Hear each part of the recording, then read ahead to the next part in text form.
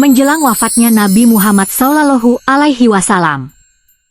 Hei Sophie, kamu tahu gak kisah penting? Pada tahun 11 Hijriah yang menjadi tahun bersejarah, yaitu tahun wafatnya Rasulullah SAW dan terputusnya wahyu Allah di bumi. Tahu sih sedikit. Jadi sebelum itu, kondisi kesehatan Rasulullah kian menurun. Meski kondisi Rasulullah mulai sakit, pada sejak Haji Wada, Rasulullah SAW tetap memikirkan umatnya. Beliau mempersiapkan pasukan untuk menghadapi Romawi Bizantium. Yang diangkat sebagai panglima adalah Usamah bin Zaid. Pada saat beliau masih berusia sekitar 18 tahun. 18 tahun? Wah, pasti banyak yang meremehkannya. Benar. Sebagian orang mempertanyakan keputusan itu.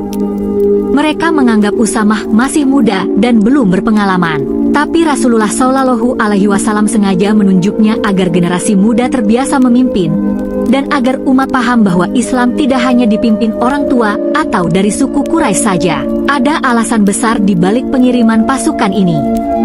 Untuk membela dan menegakkan dakwah Islam dari ancaman Romawi Bizantium di wilayah Balko, yang saat itu termasuk dalam kekuasaan Romawi. Ingat Perang Mu'tah tahun 8 Hijriah? Saat itu sahabat-sahabat Rasulullah gugur, termasuk Ja'far bin Abi Thalib dan Zaid bin Haritsah. Jadi pengiriman pasukan Usamah semacam peringatan kepada Romawi? Tepat sekali, itu juga menjadi bentuk balasan agar mereka tahu umat Islam siap melawan.